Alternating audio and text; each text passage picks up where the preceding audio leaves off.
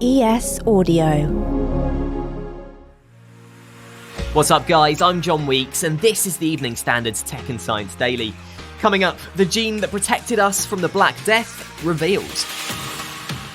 But first, as a new study is warning about toxic waste leaking from the remains of a World War II Nazi patrol boat, an expert from University College London has told us it's not just shipwrecks from the conflict we should be worried about. After the Second World War, surplus munitions were unceremonially dumped in the sea in very large quantities. So we have a wide variety of different chemicals that can come out. David Alexander is a professor of risk and disaster reduction at the university. The study found explosives and heavy metals are leaking from the vessel into the North Sea, polluting the underwater environment.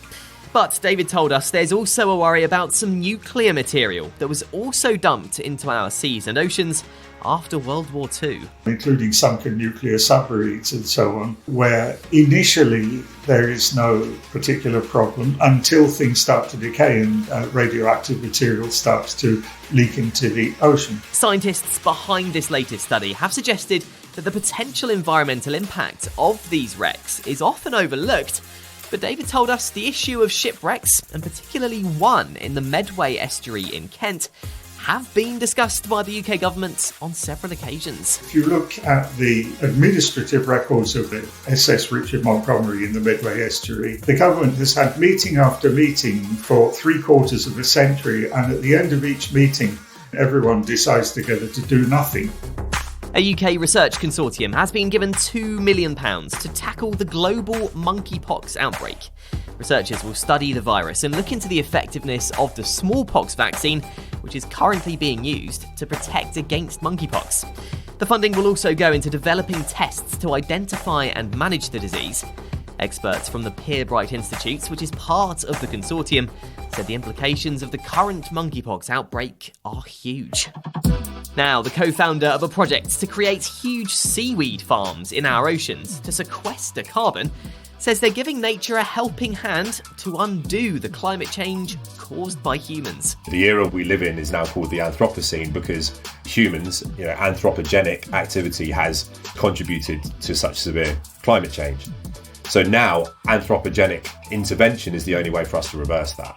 Nature just can't do it fast enough on its own. John Auckland has been talking to us about Seafields, the project designed to remove CO2 using compressed bales of a seaweed called sargassum.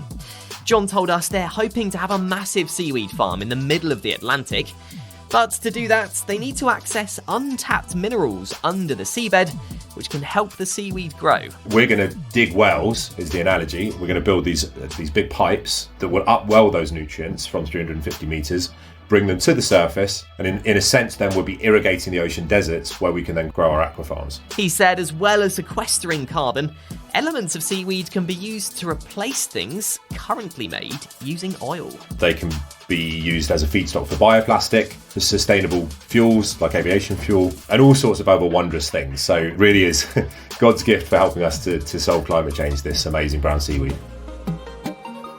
Now for some more magic from the James Webb Telescope.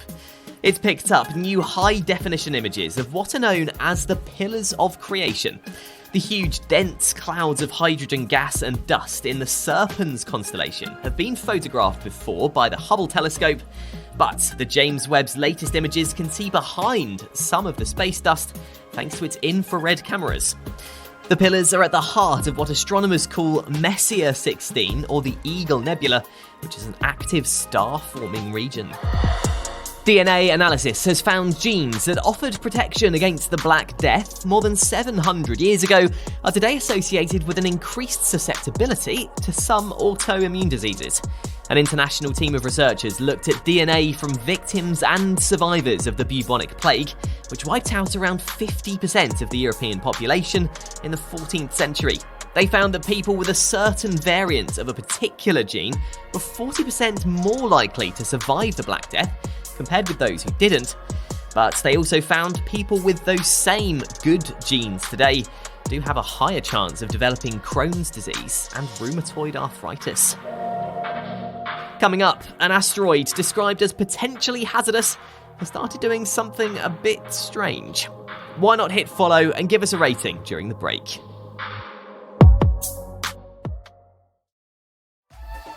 Welcome back. Some fossils unearthed in North America appear to show gigantic ostrich-like dinosaurs used to roam there.